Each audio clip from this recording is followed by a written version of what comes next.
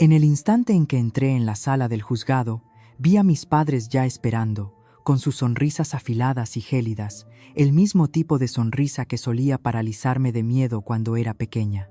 Parecían convencidos de que la victoria era suya antes de que se pronunciara una sola palabra.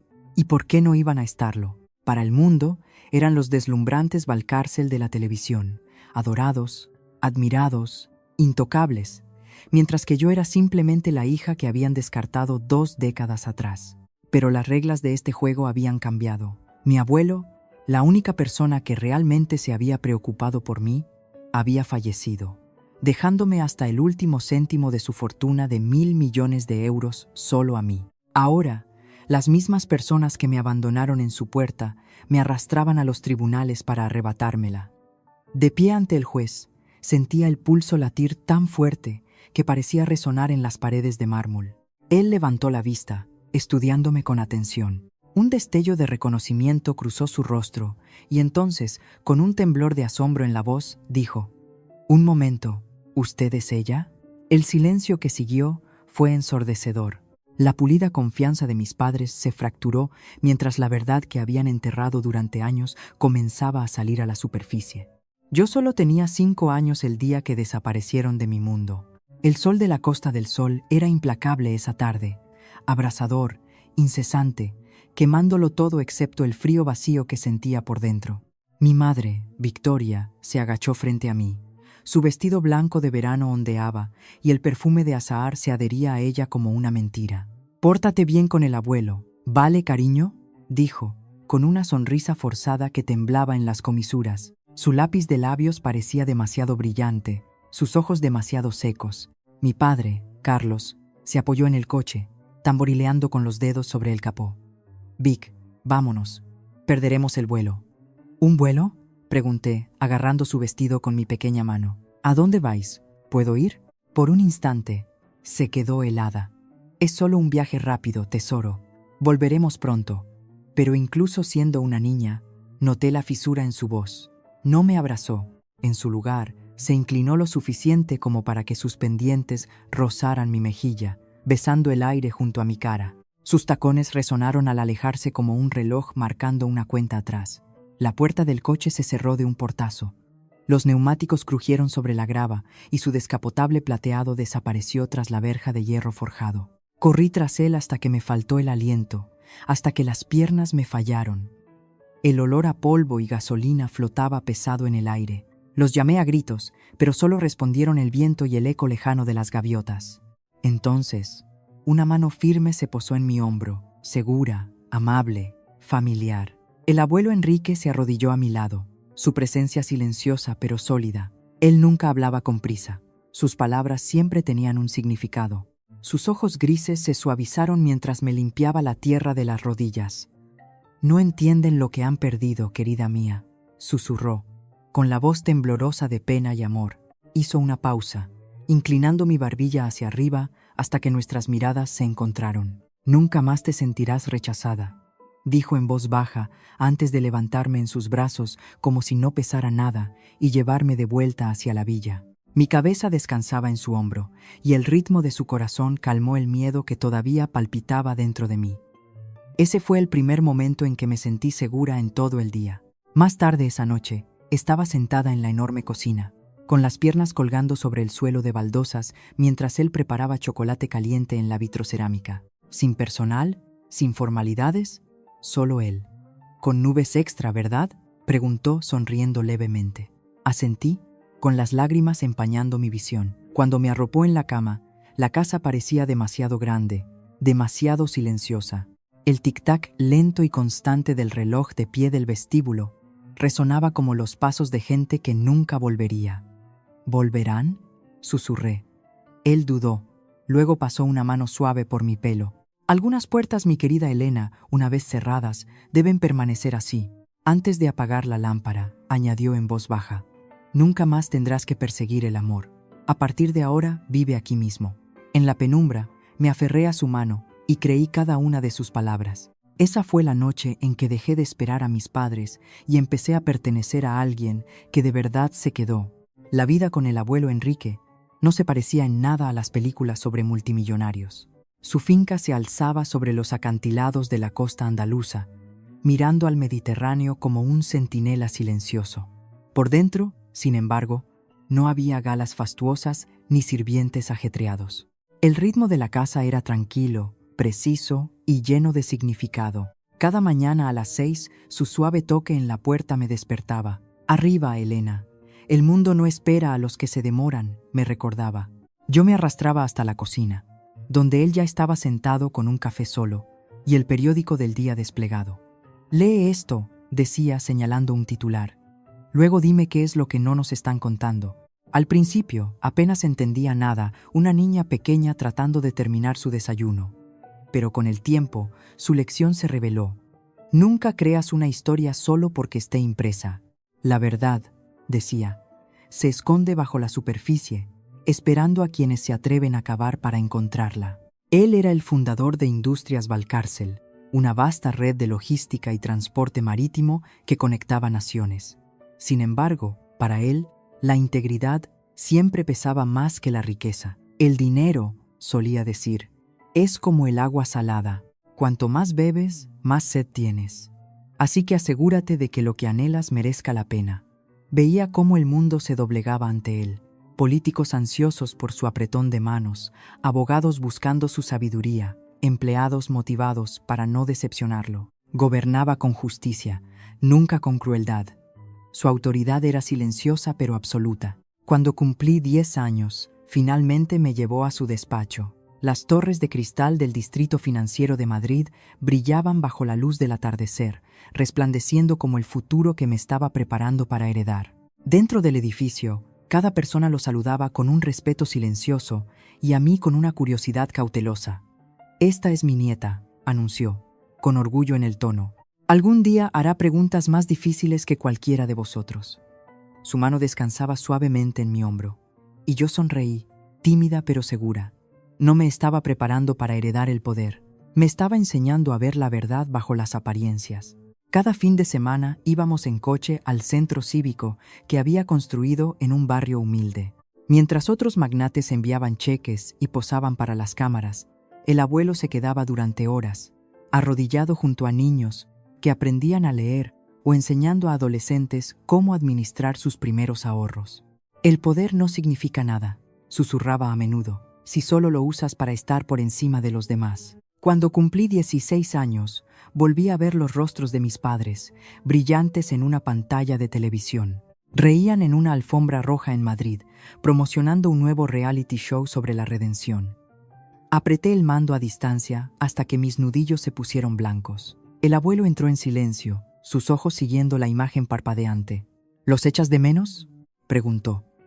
La verdad tembló en mis labios, pero lo que salió fue más suave. «Ya no». Él asintió lentamente. «Bien. Echar de menos a los que se fueron es como mirar fijamente puertas cerradas. Te pierdes las que todavía están abiertas». Esa noche me entregó un pequeño diario gastado, encuadernado en cuero marrón. «Para tu verdad», dijo. «Un día, el mundo intentará cambiarla. No les dejes». No tenía idea entonces de que ese libro se convertiría en mi escudo. La prueba que un día me protegería cuando mis padres intentaran borrarme en un tribunal. La mañana que falleció, el mundo pareció volverse inestable. El aire estaba quieto, el mar bajo los acantilados demasiado en calma. Lo encontré en su estudio, con la cabeza inclinada sobre su escritorio, las gafas todavía puestas sobre una página abierta. La última línea que había escrito decía: «La verdad en las manos equivocadas se convierte en veneno». Al principio no lloré. Simplemente me quedé paralizada, mirando al hombre que había llenado cada vacío de mi vida. Entonces, el dolor se abrió paso, agudo e implacable. Su funeral congregó a la élite del país, magnates, jueces, incluso expresidentes, todos deseosos de ser vistos honrando a Enrique Valcárcel, el hombre que construyó un imperio sobre la integridad. Pero yo no quería nada de eso. Solo quería una hora más con él, una más de sus lecciones, una taza más de chocolate caliente en una tarde lluviosa, y entonces los vi. Mis padres estaban cerca del frente, vestidos de un negro impecable, los rostros ocultos tras gafas de sol de diseño. Mi madre Victoria se secaba los ojos con un pañuelo de encaje, sus lágrimas tan artificiales como su sonrisa. Mi padre, Carlos, parecía distante, impaciente, como si el servicio le estuviera apartando de algo mejor. Cuando la ceremonia terminó, se acercaron a mí, por primera vez en 22 años. «Elena», dijo mi madre en voz baja, inclinando la cabeza, «has crecido tanto». Di un paso atrás, enfrentando su rostro maquillado con una mirada firme. «¿Te has acordado de mi nombre?». Su sonrisa vaciló por un segundo antes de forzarla de nuevo. «Somos familia», dijo con ligereza. «Deberíamos retomar el contacto». «¿Familia?», repetí. La palabra tenía un sabor amargo. «Me dejasteis con él como si fuera un equipaje demasiado pesado para conservarlo». La expresión de Carlos se endureció. Su mandíbula se tensó. «Siempre tuviste una vena dramática». Antes de que pudiera responder, el abogado de Enrique, el señor Samuel Benítez, apareció en la puerta y anunció que todos debían reunirse en el despacho de la finca para la lectura del testamento. Un murmullo bajo se extendió entre los invitados mientras entraban. El pulso me martillaba tan fuerte que podía oírlo en mis oídos. Samuel se aclaró la garganta y comenzó a leer. El difunto don Enrique Valcárcel lega todas sus propiedades, incluyendo la residencia Valcárcel, los activos corporativos y los holdings financieros, a su nieta, doña Elena Valcárcel. El silencio que siguió fue absoluto. Mi madre ahogó un grito. «Eso no es posible», balbuceó. Carlos golpeó la mesa pulida con la mano. Era viejo, no estaba en su sano juicio, pero Samuel no vaciló. También dejó un mensaje escrito para su hijo y su nuera. Dijo, con tono firme, dice así: «Aquellos que abandonan la verdad por la comodidad ya han renunciado a su herencia». Los labios de Victoria temblaron. «No puede hacer esto. Somos sus hijos». Samuel la miró a los ojos sin inmutarse. «Ya os dio todo lo que importaba, la oportunidad de ser decentes. Elegisteis desperdiciarla». Me quedé inmóvil, agarrando el borde de la mesa hasta que me dolieron los dedos. Por primera vez vi a mis padres al desnudo, su barniz desaparecido, su encanto deshaciéndose delante de todos. Cuando la multitud comenzó a dispersarse, mi madre se volvió hacia mí, su voz baja y venenosa. «Te arrepentirás de esto, Elena. No mereces ni una sola pieza de lo que él construyó». Le sostuve la mirada. «Vosotros tampoco». Afuera, el viento rugía a través de la verja, esparciendo pétalos blancos de las coronas fúnebres sobre la grava. En ese momento, comprendí que el duelo y la codicia a menudo llegaban juntos, y en el susurro del viento, casi pude oír la voz del abuelo. «Mantente firme, Elena. La verdad siempre encuentra el camino de vuelta». Comenzó de nuevo una semana después con un sobre blanco y grueso esperando en mi puerta. Sin remitente, solo mi nombre escrito con una caligrafía audaz e inconfundible. Elena Valcárcel. Lo abrí de un tirón, esperando tarjetas de pésame. En cambio, mis ojos se congelaron en el encabezado. Notificación de demanda civil. Debajo, las palabras golpearon como una cuchilla. Carlos y Victoria Valcárcel contra Elena Valcárcel. Reclamación por influencia indebida. Durante varios segundos no pude moverme. Me temblaban tanto las manos que los papeles se me resbalaron de los dedos. Mis propios padres me llevaban a juicio, acusándome de engañar al único hombre que me había amado para que me diera todo lo que poseía. En cuestión de horas, la historia explotó. Al anochecer, todos los titulares gritaban el mismo escándalo. La nieta de un multimillonario, demandada por sus padres repudiados por una herencia de 600 millones de euros. Los paparazzi pululaban fuera de la verja, los flashes de las cámaras cortando la oscuridad como ráfagas de relámpagos. A la mañana siguiente, mi abogado, Roberto Herrera, llamó. Su voz tenía esa calma practicada que solo años en el caos pueden enseñar. «Elena, se están moviendo rápido. La demanda está en los juzgados de Madrid. Tu padre todavía tiene amigos allí». «Claro que los tiene», musité. «Siempre tuvo poder, pero nunca del que importa». Más tarde ese día, me reuní con Roberto en su despacho en el centro. Empujó una pila de documentos sobre el escritorio. «Alegan que aislaste a tu abuelo de sus visitas, interferiste en su atención médica y lo presionaste para cambiar el testamento». Se me escapó una risa seca. ¿Controlar el acceso? Él me estaba protegiendo de ellos, no al revés. Roberto exhaló lentamente. He llevado disputas de herencias muy feas, pero padres demandando a su propia hija. Eso es nuevo. No son mis padres, dije, mi voz apenas un susurro. Son extraños unidos a mí por el ADN. Aún así, mis pensamientos se desviaron hacia las últimas semanas del abuelo, las cenas en voz baja, su sonrisa cansada, el temblor en su mano cuando firmaba cartas. ¿Previó que esto sucedería? Quizás por eso dejó el diario, quizás sabía que lo necesitaría. 2 días después, al salir de una cafetería, un reportero de la prensa rosa se abalanzó, con las cámaras disparando. Elena, manipulaste a tu abuelo. ¿Lo amenazaste? Me detuve, me enfrenté al enjambre y respondí con firmeza. Si amar al hombre que me crió cuenta como manipulación, entonces sí, soy culpable. A la mañana siguiente, un número oculto iluminó mi teléfono. ¿Disfrutando de tu fama? La voz de mi madre se deslizó por la línea como el hielo. ¿Por qué estáis haciendo esto?, pregunté. Porque te llevaste lo que es nuestro, dijo con frialdad. Robaste nuestra vida. Ahora te quitaremos la tuya. Luego, la línea quedó en silencio. Esa noche me senté sola en el estudio donde el abuelo me enseñó a leer contratos. Su fotografía descansaba junto al familiar diario de cuero. Lo abrí, mis dedos trazando su caligrafía desvaída. Cuando la verdad sea puesta a prueba, quédate quieta. Deja que golpeen. Solo se harán daño a sí mismos. Cerré el libro, respirando hondo. El miedo persistía, pero debajo de él, algo más fuerte comenzaba a surgir. Determinación. Si querían una batalla, habían elegido a la Valcárcel equivocada. Cuando llegó la primera audiencia, el cielo estaba plomizo y amoratado, con las nubes oprimiendo Madrid. Los reporteros se agolpaban en la escalinata del juzgado, hambrientos de sangre. No sabía qué reputación moriría ese día, la de ellos o la mía, pero ya no iba a huir. La sala del juzgado olía levemente a madera pulida e inquietud. Mis padres ocupaban la mesa del demandante, perfectamente posicionados para las cámaras. Mi madre, inmaculada con un vestido negro. Mi padre, impecable con un traje azul marino. No parecían desconsolados. Parecían ensayados, como actores en plena escena, interpretando la venganza para la multitud. Cuando entré, un murmullo recorrió la sala. «Esa es ella, la nieta», susurró alguien. Mis tacones golpeaban el mármol con un ritmo deliberado, aunque por dentro me temblaban las palmas. Roberto se inclinó hacia mí, su voz baja y firme. «Mantén la compostura, Elena. Deja que los hechos hablen por sí solos». En el estrado se sentaba el juez Marcos Serrano, un hombre de pelo plateado y ojos que no se perdían nada.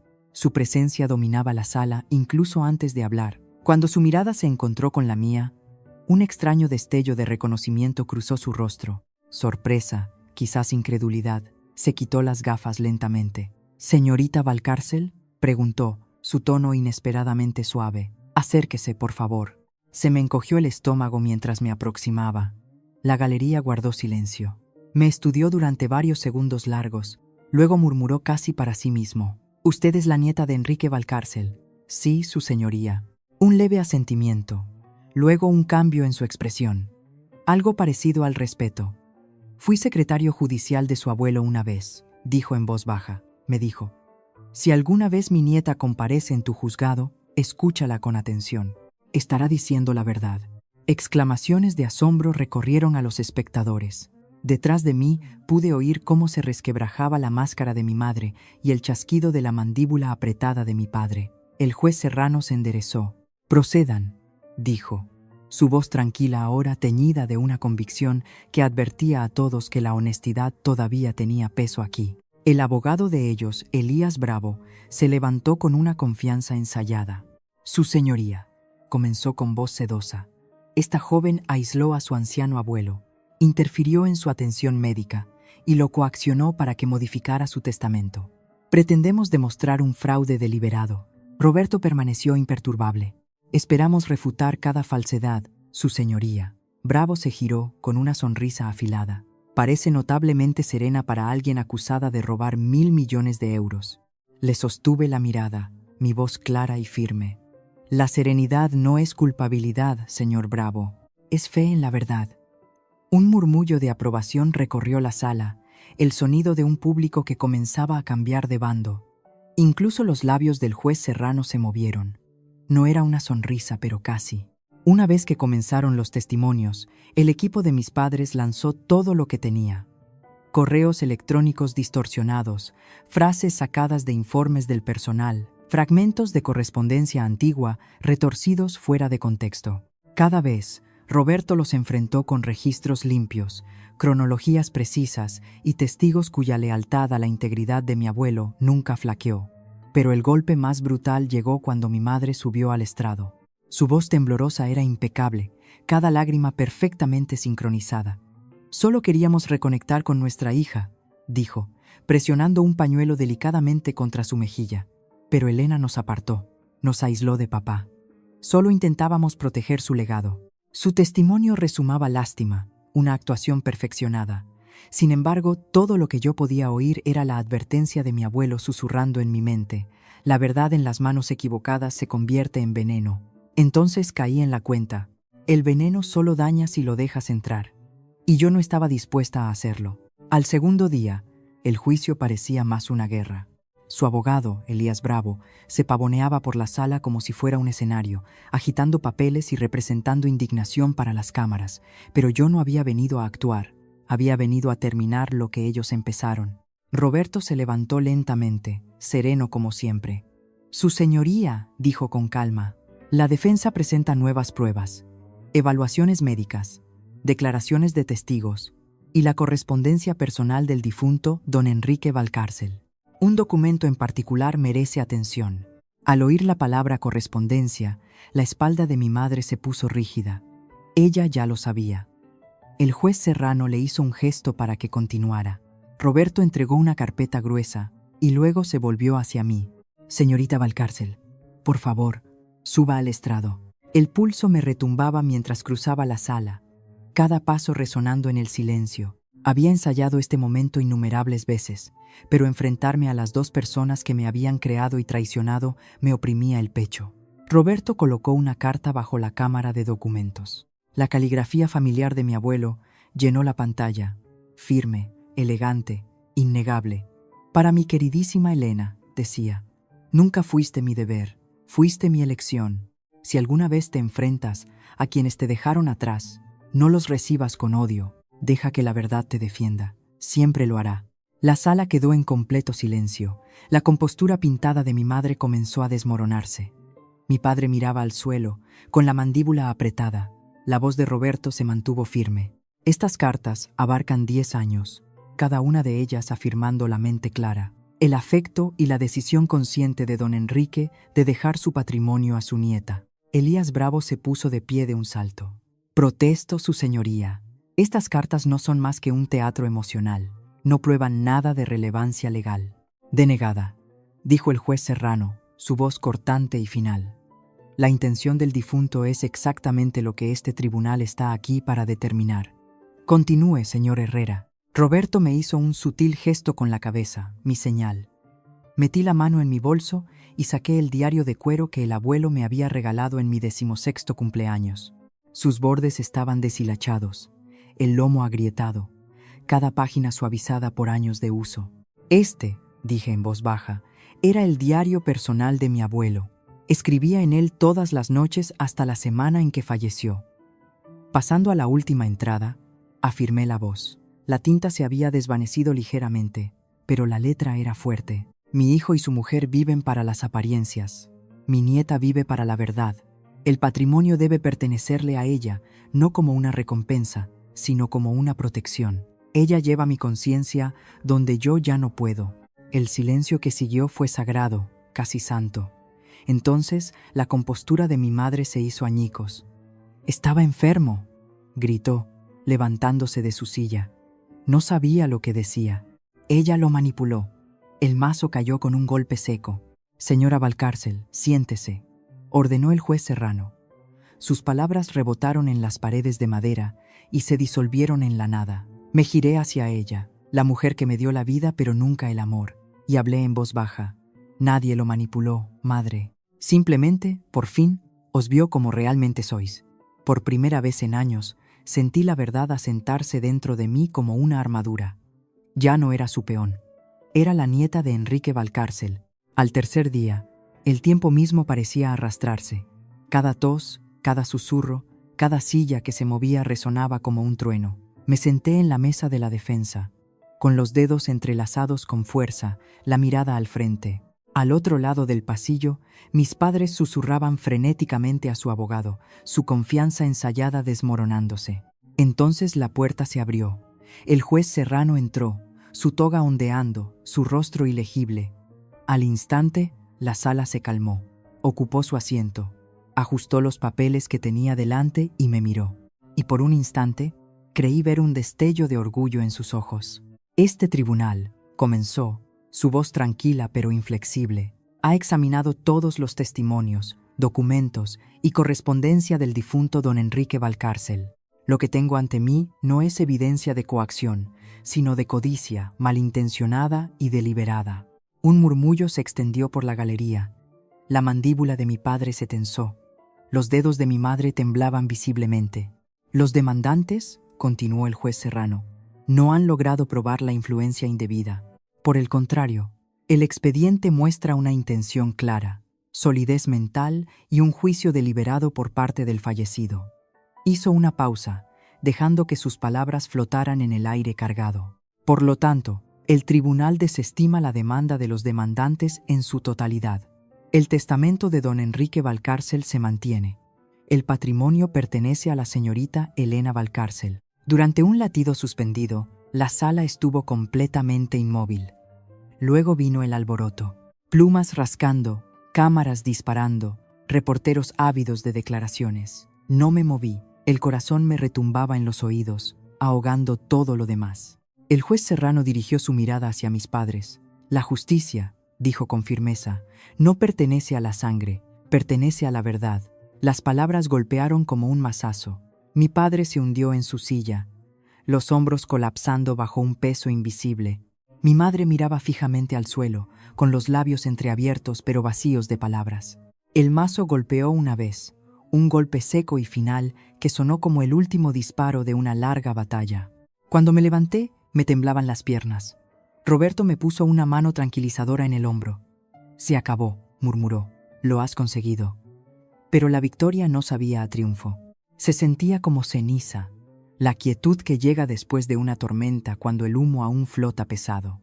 Cuando me di la vuelta para irme, la mano de mi madre se disparó y se aferró a mi muñeca. Sus uñas se clavaron en mi piel. ¿Crees que esto te hace mejor que nosotros?, escupió. Te arrepentirás de esto, Elena. Acabarás sola, igual que él. La miré directamente, mi voz firme. Prefiero estar sola que hueca. Me solté. Afuera, la luz del sol inundaba la escalinata del juzgado, feroz y cegadora, una luz que se sentía purificadora. La prensa se abalanzó, con los micrófonos apuntando hacia mí, las voces superponiéndose en un borrón de ruido. ¿Qué se siente al ganar? ¿Qué hará con el dinero? Me detuve a mitad de las escaleras, el viento de la sierra de Guadarrama jugueteando con mi pelo.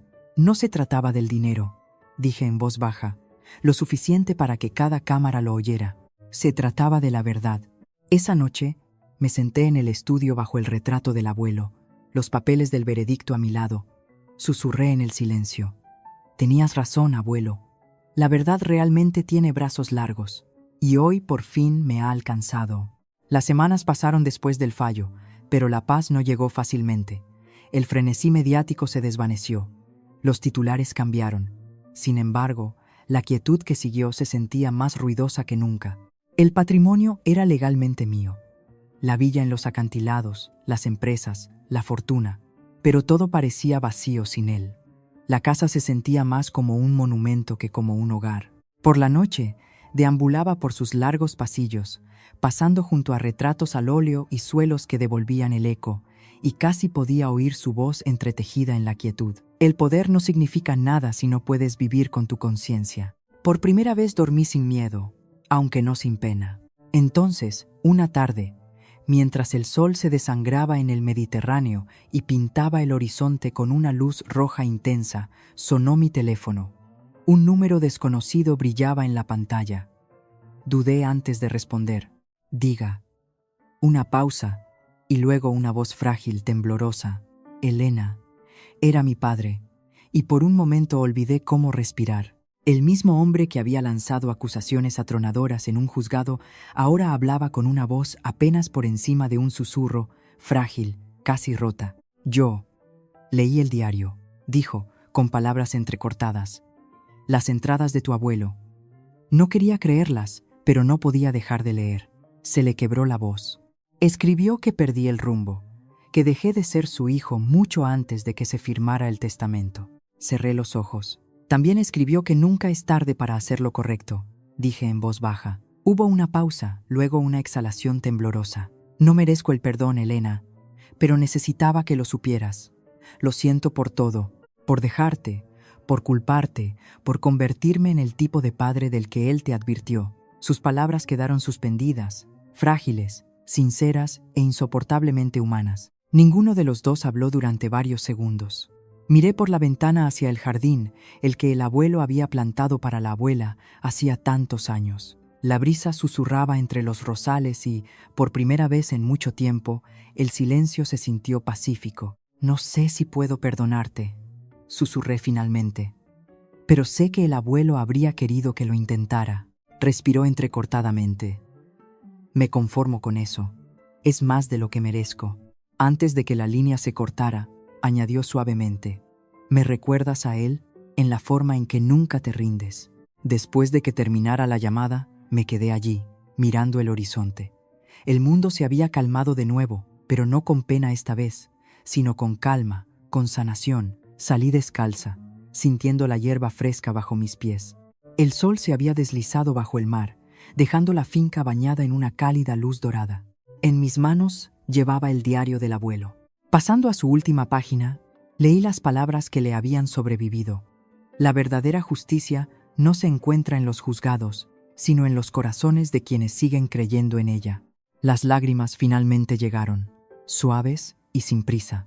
Creo, abuelo, susurré, siempre lo haré. Y en el silencio de la brisa del atardecer, casi pude oír su respuesta.